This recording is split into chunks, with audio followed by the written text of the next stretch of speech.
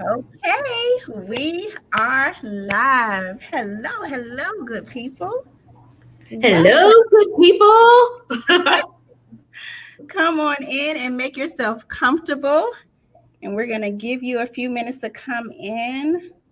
And if this isn't your first time tuning in, you know what I have to do. I got to share it to my page. So just a second. And once you come in, let us know that you're here so we can say hello to you. And let me see. Welcome. Let's see. It's going to be a great conversation tonight. I am looking I'm forward. excited. Oh, it's going to be great. Okay, I think I got it. Yes. Okay, so let me go in here, get everything set up and situated.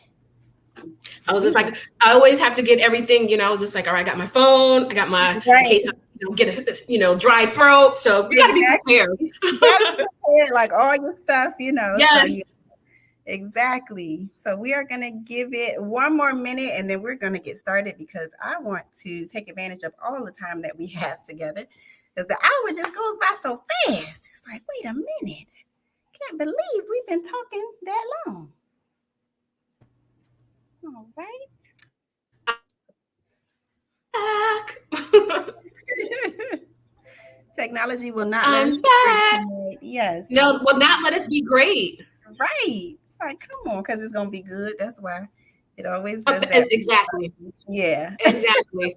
Gonna be a good conversation. So, okay. So my clock says 8:02. So we are gonna go ahead and get started. So, first of all, welcome to another episode of Relationship Talks. I am your host, Siobhan Carter, the You Relationship Coach. And what that means is I am passionate about all things concerning relationships, especially the relationship that you have with yourself.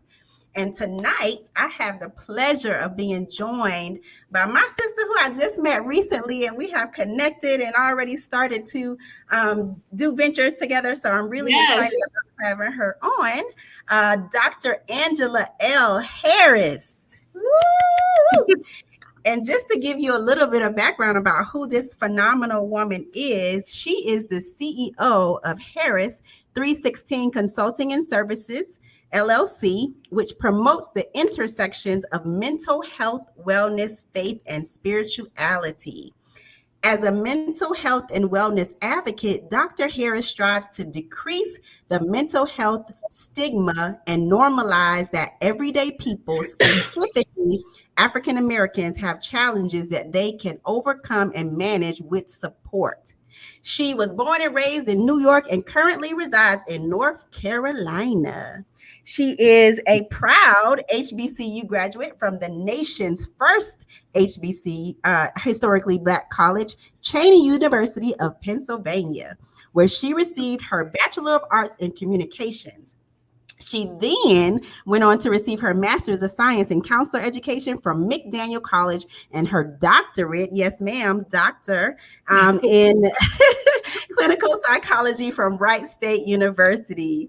Dr. Harris is an active and financial member of Alpha Kappa Alpha Sorority Incorporated, and she serves on the mental health committee for the town of Davidson. So, welcome, Dr. Angela. How are you tonight? Hey, Sister Siobhan, I am well. I'm well, and it's good to connect with you yet again because Yet again. we did 2 weeks ago or 3 weeks ago. So I'm Yes, excited to yes, chat with you again. me too. And so I want y'all to know. So tonight we're talking about mental health and the Black church and how this came about. Angela and I were talking preparing for her platform, No Bibs, Burps, and Bottles, which is another organization that she founded and leads. And so we were talking and having a conversation, and she told me about what she does in the mental health area and with Black churches. So I was like, oh my God. That would be such a great conversation to have because it's real. And Yes. so I wanted to have you on to talk about this area. Hmm. Um, So let's get into it. Oh, and if you have any questions, if you're watching this, if you have any questions, please feel free to put your comments, or if you want to interact with us, please put it in the chat so we can see that you're here and hear what you have to say about this topic. All right? Yes. All right. So let's start from the beginning. How did you get started with approaching the subject of mental health in the Black church? Where did that idea come from? Yeah. Well, I think the foundation comes from just my own personal experience. So I'm a PK, a pastor's kid. So grew up in the church. My father, we started our church in the basement, and we then moved to a small building, small congregation, but just growing up, listening to my dad preach and some of my family members preach, and also having that in and out of one foot in the church, one foot in the world. Right. So the foundation of being a Christian woman starts from there. But I would say the intersection of my interest in mental health in the Black church really kind of started when I was in graduate school. So when I was at Wright State University, I was in a class, I don't remember, I think it was spirituality or mindfulness. I don't remember, but this Professor Sears was doing a book about spirituality in different cultures. And he asked the class, who would want to participate. So he was allowing his graduate students to participate. So I participated, and I wrote a chapter for this book regarding psychotherapy in the Black church. And from that research and getting prepared for that article really sparked my interest. So it was the article for the book and researching for that, and my personal experience, and then recognizing this is a ministry for me, right? So I have this clinical, have this mental health background. I'm a Christian woman, not a perfect woman. I said a Christian woman.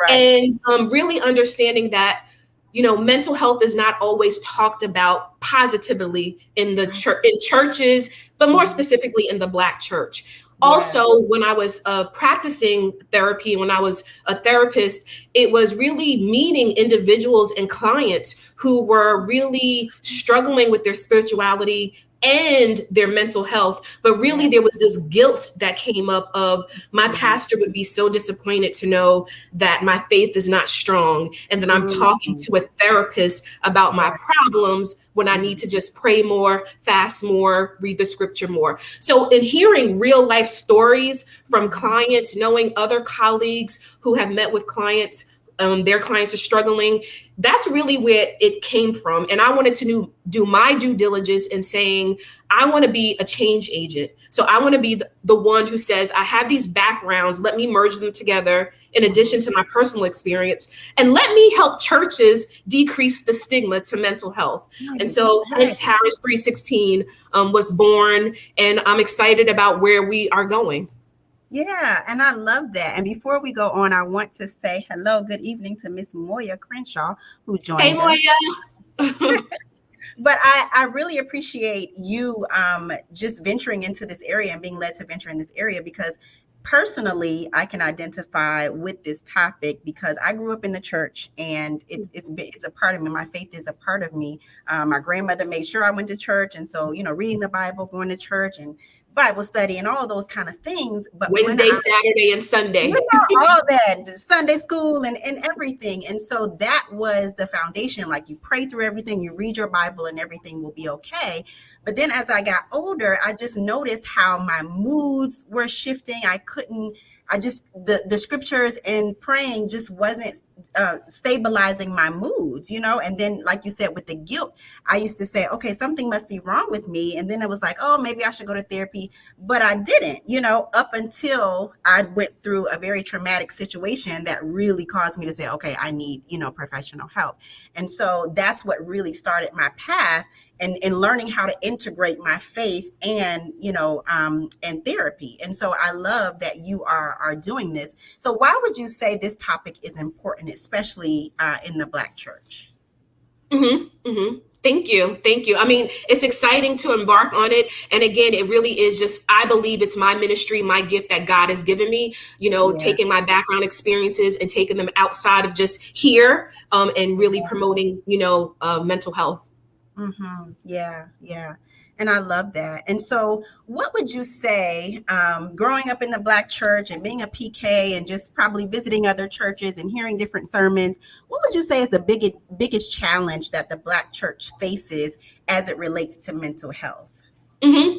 Very good question, Siobhan. And so I think back in the day, right? So I see it I have two perspectives. I think back in the day, churches, the biggest kind of problem or issue was people who were struggling with their mental health, the church making people feel as if there was a demon inside of them and we had to perform this big exorcism in order to get all the demons out. We got to make sure all the hands are being, and I would imagine that people were struggling with their mental health is kind of like, yes, my faith is strong, but why are you making me feel bad about these experiences that I'm going through? But I do think that there is a lot of forward movement in regards to what churches and Black churches are doing today. And so I've been fortunate enough to partner with a few Black churches who are really on the forefront of saying mental health matters, right? I want my congregation to be spiritually fed, but I also want them to be equipped with the knowledge and the know-how to prepare themselves for the trials and tribulations that will impact their mental health. And so I really am excited about churches who are really on the brink of saying, like, mental health, it's about everything that we breathe, live, and do, right? We can't just be this spiritual person without being this emotional, psychological, mental health person. We have to look at the whole all the parts of ourselves. Right. And so I would say the biggest problem, which I think is shifting, is making individuals feel like if they're struggling with depression, anxiety, some of the more bigger mental health disorders or illnesses, schizophrenia, bipolar disorder, fill in the blank. Churches have a responsibility. So long are the days of you're a bad Christian and you are not praying enough, and that's why you're depressed. I do think today, because of the movement and the discussions around mental health, that pastors, clergy, they're finally getting it. But I do think that we still have a long way to go. And I do think that those individuals that are going to church every Sunday, they are starting to advocate for themselves to also say, I'm not a bad Christian just because I'm struggling with depression. I'm not a bad Christian just because I have panic attacks. And yes, I'm going to read my Bible more. I'm going to pray more, and I'm going to concentrate and focus on my mental health. And that might be way of pastoral counseling, clinical counseling. So I do like where churches are going, but we do have a long way to go. Yeah, and I can agree that churches are moving in that direction. I know when I moved to Maryland, I started attending a church where the pastor himself said that he goes to therapy.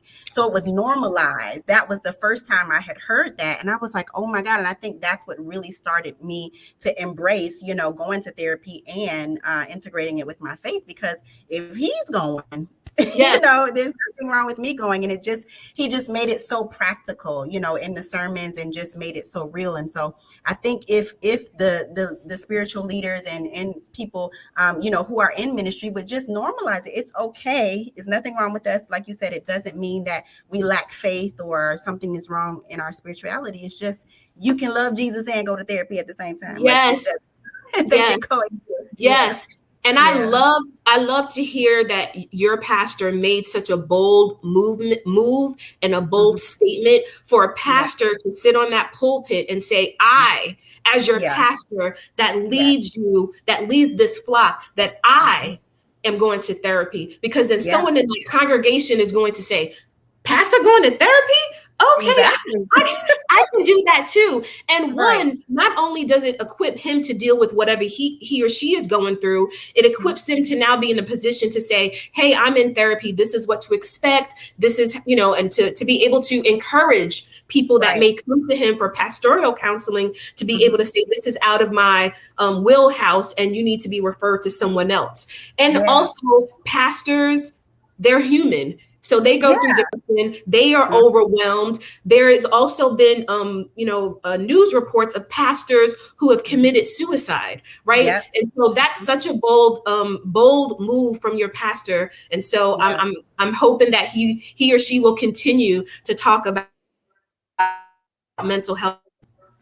Yeah, because it shows a humanity. I think for a long time, many of us have put pastors and leaders on a pedestal, and like they are above reproach. They can't do anything wrong. And that's just, there is no way we can be perfect. And so to hear someone say, I'm a pastor and this is what I'm going through, it makes them human, and it's like, Yes. okay, if you can be human, then so can I. Mhm. And then it's also a perspective of, with the sermons, there's a different perspective that a pastor can come from when they have that clinical understanding, so they can integrate that in their sermons and just make it more understandable, when you're going Mhm. through Mhm. the sermons and everything. So Yes. yeah. Yes. So why do you think, on the flip side, why do you think some people are so resistant to acknowledging mental health issues in the church? Why isn't it more accepted? I think the resistance comes from the whole there is something wrong with me. My Mm, faith journey is not strong. If yeah. I am crying, if I can't manage a divorce, if I can't manage the death of a loved one, if I'm struggling because I'm always anxious, and if I tell, sister such and such in the church, or if I tell minister such and such in the church, I'm going to be judged. So I think the Mhm. resistance is I don't want to be judged. I don't want my faith to be questioned, right? Because I sit in the front row every week. I'm there every Sunday. But for others to know that I'm struggling on the inside, people might give me the side eye. So I think people are resistant to sharing their mental health struggles because they don't want to be judged. Or if you have a church that really is not on the forefront of talking about mental health, it's that scolding. It's you're not doing Mhm. enough, right? Right, You need to right. fast. Won't you fast for one more week? Or Yeah. won't you pray another hour? Or you need to Mhm. meet. Did you read the Bible from beginning to end? Because if not, that's probably why you're struggling, right? So it's Uh, that pointing of the finger, making me feel bad. And yeah. really, to be quite frank, like some people just don't understand really how mental health works, right? Like there are Mhm. environmental factors, there are genetic factors, there are things that happen. And then also it could be just biochemical, right? Just chemicals in our brain that Mhm. are not properly firing or functioning. But Right. for the layperson, it's just like, you're not praying enough, right? Yeah. So what Mhm. we're going to do back in the day, if you were struggling or if you were hearing voices, or if you were Mhm. struggling with, seeing things, there's a demon in you, right? And Mhm. we're going to pray that out. And there's so many people that have experienced church hurt that Yeah. they keep all that inside. So Yeah. instead of the pastor looking at me funny and the mother and the deacon looking at me funny, I'm just going to struggle in silence. I'll still come to church every Mhm. Sunday and I'll still pray, but there's this part of me that I'm going to keep away from everyone else because I don't want to be judged. And Yeah. really what happens that mental health, if they're not seeking support outside of the church, or in addition, should I say, to the Right. church, that their Mhm. mental health can continue to be further compromised and decline. Yeah. So I think that's the resistance of just not wanting to be judged or having that finger pointed at them. Absolutely. And I want to touch on something that Johnson Johnson says. She says the church that I go to, they have certified counselors at the church to help the body. So that's beautiful. Yeah, I'm glad to hear that. And Moye is just giving you, come on, sis, tell it. Okay. That's Mhm, your eight mhm. corner right And there. I really like that comment because again, I think there are a lot of churches who are on the forefront of talking about mental health. Just 2 Sundays ago, my own church, my own pastor, I was so proud because he was talking about mental health and talking about the power of thought and how we can think something and speak it into existence, especially if we're struggling with our own mental health. So to Mhm. be able to have churches understand the importance of mental health and then do something about it. So whether that's a wellness fair, whether that's inviting someone like me to come talk about mental health, or whether Yeah. that's, like the sister said, having a mental health counselor within the church, because there Yeah. is a difference between pastoral counseling and Absolutely. clinical counseling, right? Yes. Pastors can only go so far, but if a Right. pastor is at least aware of, hey, this is out of my scope, but Mhm. understand that I can refer you to a mental health professional in the community, Mhm. that says a lot for that person that's sitting across from that pastor. So I really Yeah. employ and really encourage churches to partner with their local mental health agency. If you have people in your church who are counselors, who can help guide people on how to get connected to a therapist, or just simple mental health one-on-one, or what is therapy. That's where someone like me can come in, or other individuals who are knowledgeable can come in and educate the congregation. Absolutely, absolutely. And Ms. Crenshaw says, my former church, the Park Church, also has licensed counselors too. Okay. Yeah. So it sounds like they're moving in that direction. And I think one of the things that I recognize or notice when I started going to therapy, I've been going for about 8 years now. It's just really life-changing for me. And one of the things it really helped, because I go to a Christian counselor, so I get kind of the best of both worlds. Yes. It's just like I have an opportunity to not process what I'm going through the spiritual lens. I can process it through the clinical lens, as he's talking to me and just reflecting things back to me. And so it allows me to just be and not feel like, oh, well, the scripture says this. And so, it creates a sense of judgment if I process it that way, depending on what I've been through and my trauma and stuff like that. And so being able to process what I have gone through the clinical lens helped me to understand how I'm wired and who I am. And then I could understand the scriptures better because I understand me emotionally and mentally, if that makes sense. That makes sense. Yeah, it was very liberating for me. And it's like, okay, so it releases, like you said, the guilt, the judgment, and the weight that I was carrying before starting to go to therapy. And a lot of times people don't even know that there is a thing of therapists who specialize, in a certain field or certain expertise. And so there is a thing such as Christian counselors, right? And so if your spirituality and your faith and your walk in Christ, or your walk in, your specific religion or faith is important to you, you can find a counselor who may have some expertise in that. So in your example, being able to have someone who understands the clinical and the spiritual. So when you're maybe talking about scripture, or you're referencing, some things that you've gone through spiritually, emotionally, psychologically, you have someone who gets it, or opposed to someone who's just like, yeah, I don't get why church is so important, or, and not that therapists would do that, because most therapists should be trained to meet the person where they are, but to be able to have a Christian counselor who you definitely get the best of both worlds.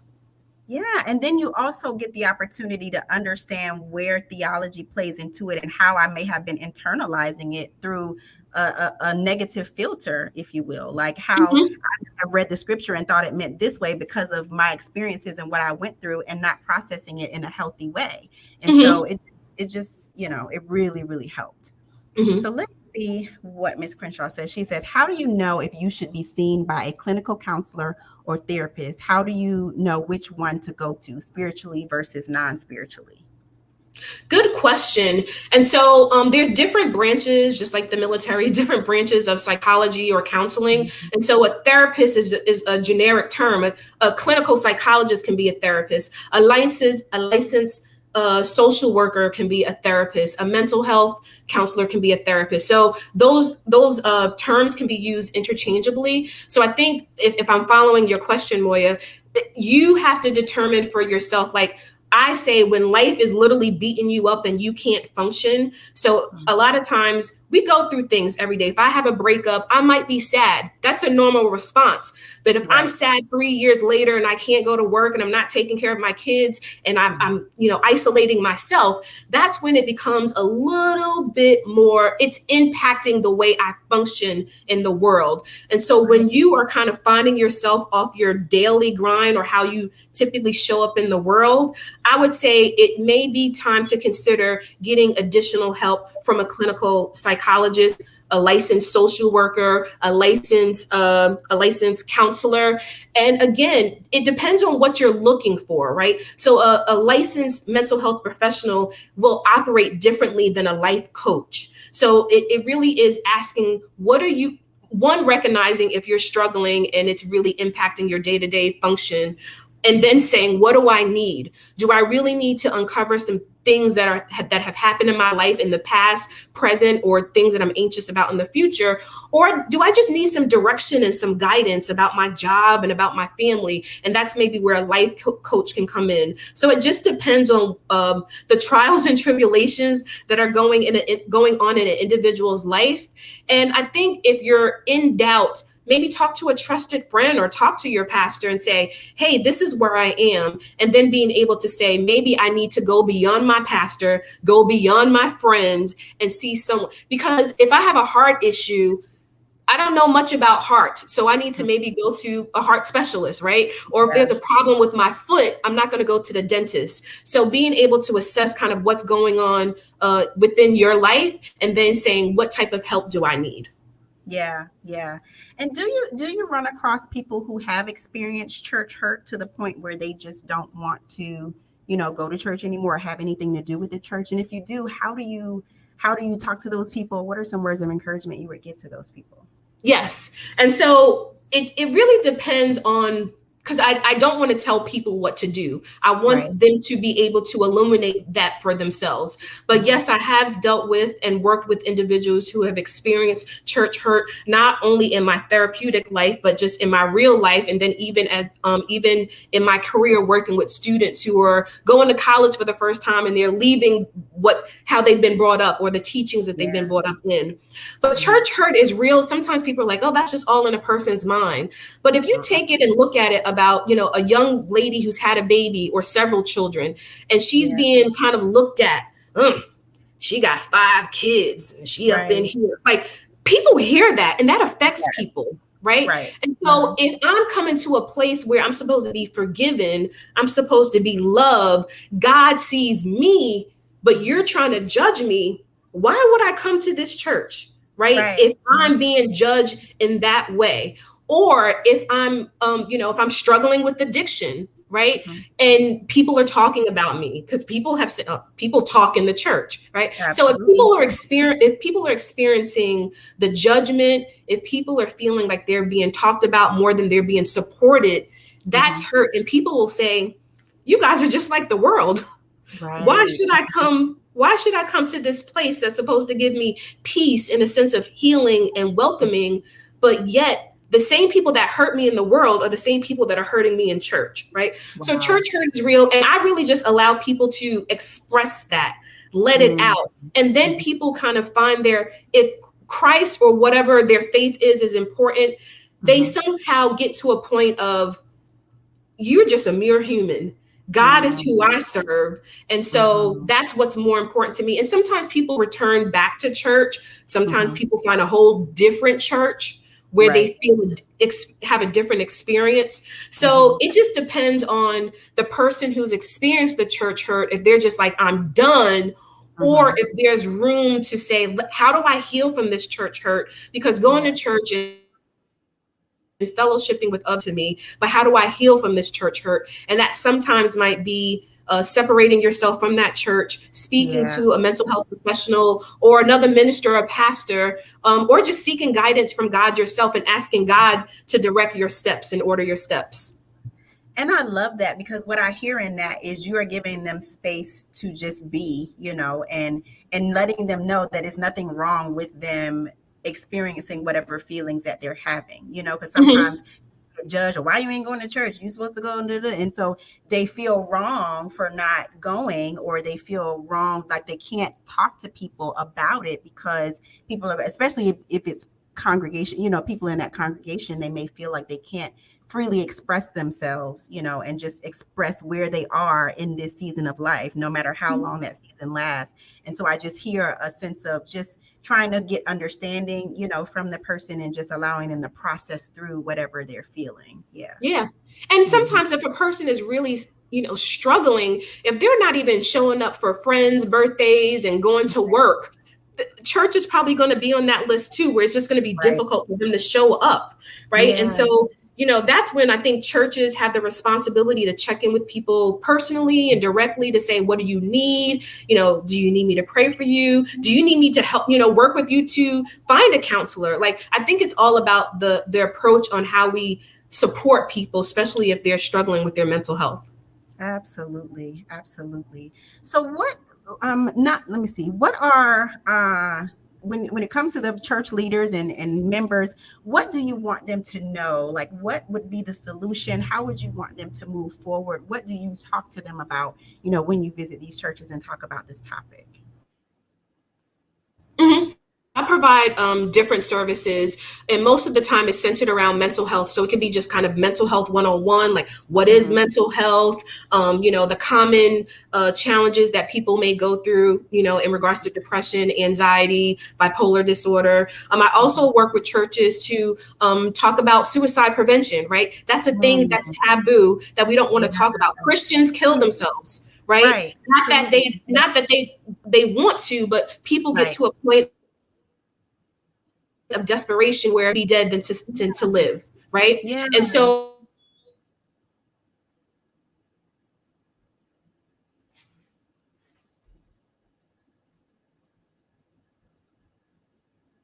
we were doing good, and then it just froze up, y'all. See how technology do us?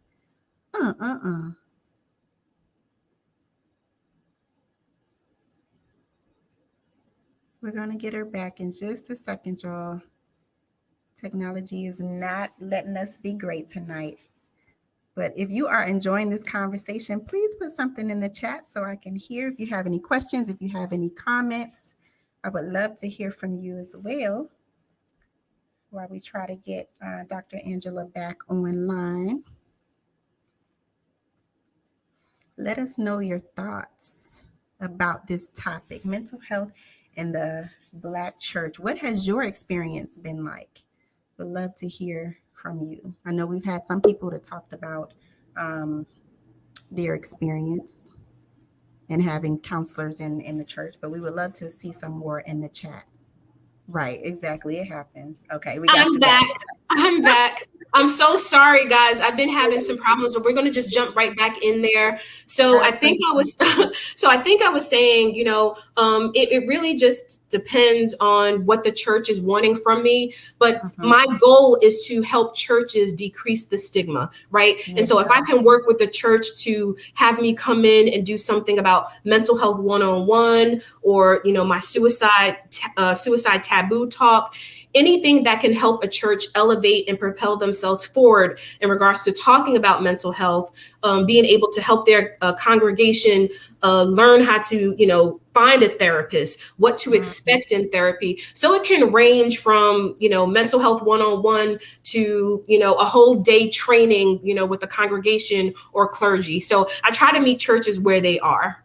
Okay. I love that, because I think, like you said, it reduces the stigma, and then it brings awareness to help understand, hey, these are some real mental health challenges that people may be facing in the congregation that you need to be aware of, because you just never know what people are dealing with. And it just gives us an opportunity to just process and just see what we're going through. So I love the work that you do. Thank you. So, one of the other things, so if you had to leave just with that piece before we switch gears into the other organization that you founded, anything else that you want to say about mental health in the Black church? Yeah, I think, again, the Black church has a responsibility. A lot of people, grew up in the church, grandmama and them, my parents, took my sister and I to church when we were young girls, and it's still part of who I am. I can't separate that part of me. So I think my message to churches, and more specifically the Black church, is to be on the forefront of talking about mental health, right? You don't have to do this alone either. So partnering with people in your community, partnering and checking in with those individuals in your church who have a mental health background, partnering with me to come and do some of my services. But I think the main thing is, don't blame the person who is struggling. Right? If they're already in your church, they already have, their faith is strong. Maybe it wavers depending on what's going on in their life, but don't make anyone in your congregation feel less than because they struggle. Right? So you should pray more. That should statement should not have to even be said, because you don't know how much that person is praying, but they're still struggling mentally. So that's like saying to someone who comes to church every Sunday, I'm saved, sanctified, and filled with the Holy Ghost, but I have diabetes. where you're not going to tell them, well, you need to pray more. And, that person is praying, they're being a good Christian, but they're also managing their diabetes or their hypertension. So instead of saying should, join them where they are, because I guarantee you that a person in your congregation is going to feel more welcomed and more connected and supported if you as a clergy or a pastor or a mother or deacon says, hey, sister, I know that you're struggling, and thank you for sharing with me about your depression or your panic attacks. And we're going to pray with you, and we're going to be here to support you. But I also want you to know that we encourage you to seek support outside of us, right? And we have connected with some good people. Here's a reference list. Here's a reference list of counselors that we have partnered with in the community. So you see the difference. It's not you're a bad person, you need to do this, but it's sister, brother, we love you and we know that you're struggling, and we're going to be behind you, making sure that you get connected to the right services. I love that. That would be my message. Yeah. And I want to touch on something that Moya says. She says, I have mental health in my family, and I was told that since she started taking mental health medication that she has to take it for the rest of her life. Is that true? Can a person ever be freed from mental illness? Good question. Good questions. Yeah. There are some mental health disorders where for the person to function well, that medication may be needed for the rest of their life, right? So mental health in our brain is an organ, just like any other part of our body. Some people who are struggling with heart disease may need to take a medication to function effectively for the rest of their lives. Some people have hypertension or diabetes. So even though they're doing the right things, they're losing weight and they're eating right and they're cutting down salt, depending on just the biological makeup, they may have to take medication to regulate their blood pressure for the rest of their lives. So, every person is different. Every mind is different. Our biological and chemical makeup is different. So it just depends on the mental health disorder, Moya.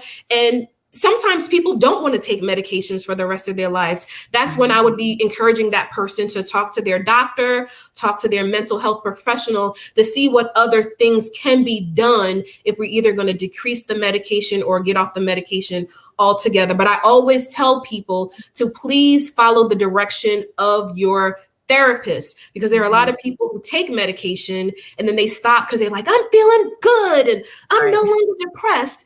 And when you take psychiatric medications, unfortunately, if you're not following doctor's orders, you can actually put yourself in, you can have more challenges, right? If you just stop taking medication. If you stop taking your insulin and you're diabetic, you might have complications and problems. So mental health, we need to approach it the same way.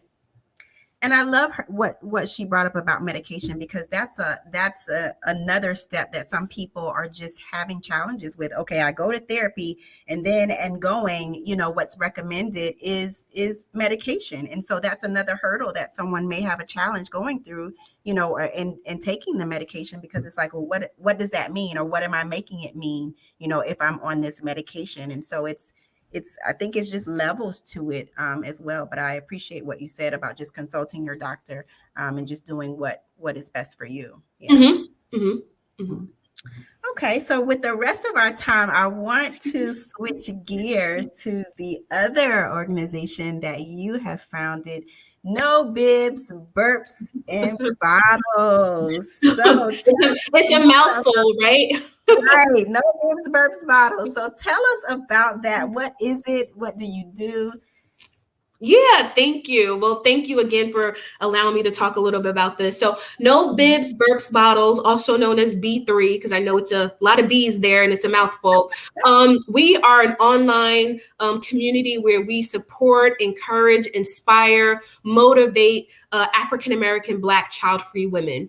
And so the platform is child-free by choice, child-free by circumstance, or the person or the sister fills in the blank, because I don't want to define you, right? And so we just support women who don't have children, decided to not have children. Maybe you're childless, where you wanted a child and whatever factors came about, you just don't have children now. We just want to empower you. And the message is that we are all women. We all have different choices. And some of us just have a different narrative. And it really is trying to turn society's views about motherhood upside down, because not every woman, one, wants to be a mother, and that's okay. And so really being able to just help people recognize that, be careful of when are you going to have kids? When are you going to have a baby? You don't know that sister's story. Maybe she doesn't want kids, or maybe she just had a miscarriage last night, right? So just really empowering women to share their narrative about being child-free. And No Bibs, Burps, Bottles, we strive every day to just celebrate, highlight, and empower Black women who are child-free. And I love that.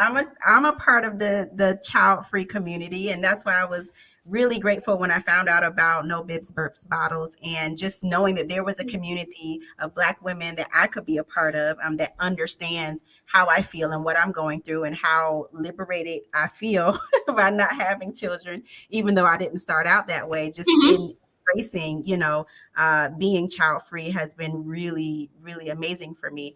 And so I love how it sounds like you have been called to two areas that have stigmas associated with them, right? Mental health and the child-free community. So it's like you are an advocate, just in your heart, an advocate for those people who may be misunderstood, overlooked, and just treated unfairly in so many different ways. And so I love the work that you're doing in both of those areas.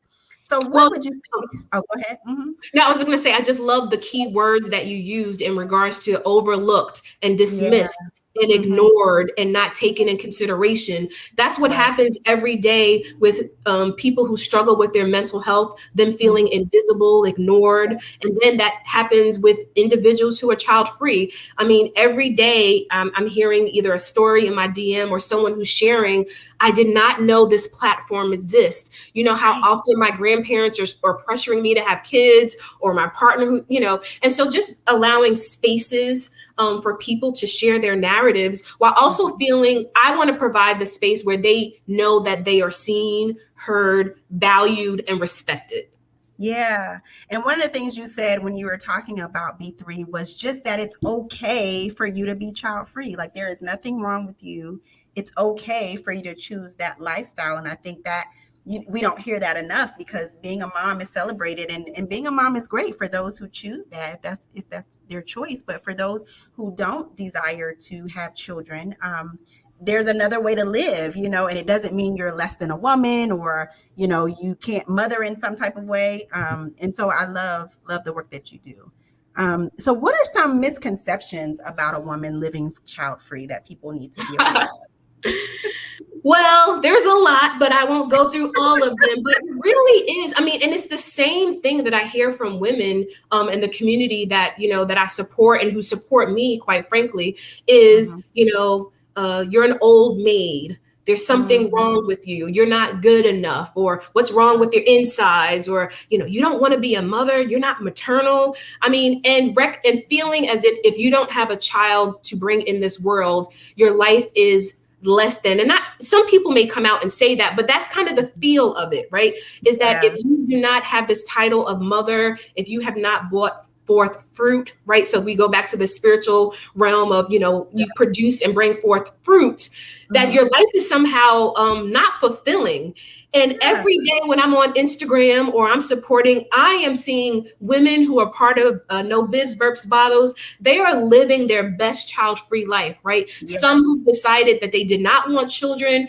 Sisters like you who maybe started out wanting children and now have embraced the child-free lifestyle. Really, it's just saying we are women. We are part of the same coin. We're just flipping it over, because every single day through media, content, history, it's mother. We would not be here if it wasn't for mothers, right? Absolutely. So B3 is not about mom bashing. B3 is not about like mothers. Y'all think it's no. I want us to celebrate mothers. Exactly. I also want us to celebrate the women who are strong, powerful, influential, who are doing great things, living fulfilling lives, but they don't have the title of mom, and that's okay. That's okay. Oprah doesn't have children. She does not. Mm-mm. Look where Oprah is, right? Yeah. One of my favorites, Tracy Ellis Ross. She doesn't have kids, But yes, she was a phenomenal comedian, actress, and so just celebrating, and we do that on our Instagram feed. We celebrate and highlight celebrity Black women who don't have children, right? Yeah. And we also, through our podcast, celebrate women like you and I and other sisters who don't have children. Even though we don't have children, our journey how we got here is different, and that's what I want to illuminate and let other people hear. Yeah. Because there is room for all of us. The not having children gives us an opportunity to really get into our ministry areas, what we feel like we're called to do. Not that you can't do that with children, but you need some people who have more space and time, to do things, because moms have the responsibility of managing, raising their children. And so they don't have a whole lot of time to focus on other things. And so you need people like us, like, okay, let's be your hands and do different things and to do those things that we feel called to do. So there is space for all of us in this world. Yes. And even if you connect with not having children or having a partner. So I don't have children, I'm single. And so it's, God has given us all our own lane, right? Yeah. And for now, this is it, right? Until God orders my steps differently. Now, the kid thing, I birthed kids in a way of students and my nephew and my goddaughter. So actually birthing a kid is not going to happen. However, I'm still prayerful, and my heart's desire is for a partner. So I'll put that out there. Right. I know that's right. Put it out there. Yes, I love that. So what words of encouragement do you have for women who are living child-free? What would you say to them? I would say stay true to who you are, meaning when you walk in boldness and confidence about your child-free life and child-free journey, or deciding to not have kids, don't allow anyone to make you feel less than. So I've been in situations where men who have been trying to court me, they're like, what's wrong with you? You're 50 and you don't have any kids and you're not married. Like, what's wrong? And if I wasn't confident to where I am now in this journey, I could feel some kind of way about that. Yeah. So I just want to encourage, if it's your heart's desire to have children, whether naturally, or if you want to adopt, or if you're going through other means to have children, I will be your biggest cheerleader, because the message from us is not, don't have any kids and the world is overpopulated. That's not my jam. That's not my lane. However, I want the women who have embraced being child-free, or who are still trying to get to that, to know that you are fine. And don't let anyone, your parents, your grandmama and them, your auntie, your partner, convince you that if you don't want to have children, because sometimes women will, get coerced, right? Or strongly encouraged. And then you realize, like, this is not what I wanted for my life, right? Yeah. So just stand your ground. If you want kids, great. If you don't want kids, great. And let women, and I've actually had mothers, women who have kids, babies, young kids, teenagers, who have said, hey, your platform is dope. I see you. And that I appreciate that as well, right? So even though my platform is celebrating sisters who don't have children, when I get the same type of warmth and acknowledgement from sisters who are mothers, that I feel like I'm on the right track, right? Because we're all women, right? Women supporting women. That's really the overall theme. But under that, we also have different lanes and paths. Absolutely. And like Moya says, just embrace who you are and what you desire, whichever side you find yourself on. It's okay. And just giving ourselves permission to be exactly where we are, whatever that is. I love that. And some women are struggling. I'm sorry, Moya. I'm sorry, Siobhan. Some women are struggling still with that decision of, I want kids, but I missed the mark because of my age, or I wanted to be married before I have kids. And then you look up and you're 45, you're 51, and you're like, wow, how did I get here? So there are women who are transitioning from, I wanted kids, but the time has passed. So how do I embrace this child-free thing? Why are you so happy about it? And so I also have one-on-one coaching where I talk to sisters about, hey, I feel you. I'm here with you. And let's talk about it. And let's get this out. What is this really about? So, Because it is a journey. Because with me starting out just desiring kids, and I went on a journey and got to the point of embracing, being child free. It is a process and a journey, because when you start out that way, it's like it's grieving the loss of something that you desired at one point, and then it's finding acceptance and appreciation for the life that you do have, and just seeing the benefits and the joys, and it's like, oh, this is nice. Yes. But I always tell people, shout out to all the mommies. My mama, my sister did a great job. My nephew just turned 22 today. So just shout out to all the mommies, right? And shout out to all the child-free sisters. Because mommies have a tough job. And so we really appreciate people out there who are raising, future leaders and future, people, just beautiful civilians for this world. So salute to those mommies. So what's next for Dr. Angela, and how can we stay in touch with you, whether it be Harris 316 or No Bibs Burps Bottles? What's next? What are you going to do?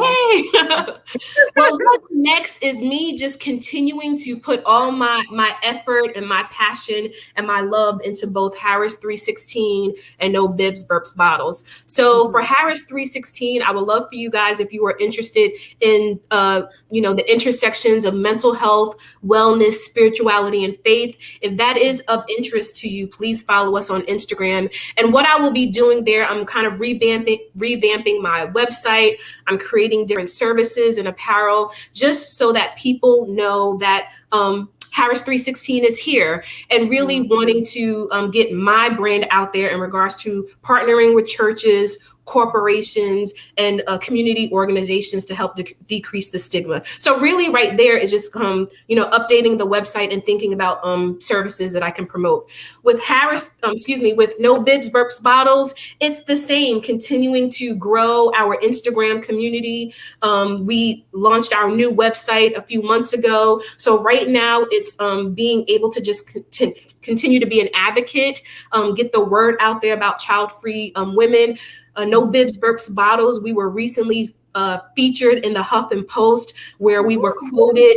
And so really being able to create more opportunities like that. And then really what's next for B3, we're gearing up for our summer series. So you were our first guest and did such a phenomenal job. And we are gearing up for our second speaker. So we have 3 speakers, one in July, one in August. And it really is putting child-free experts in front of our child-free besties. So just planning that and just really having a good plan for the rest of the year and finishing out strong. Nice. I love it. So if you are a child-free woman, I highly encourage you to follow, join the Facebook group, No Bibs Burps Bottles, and follow her on Instagram as well, because she always posts inspirational thing, and that you will find your tribe. Trust me.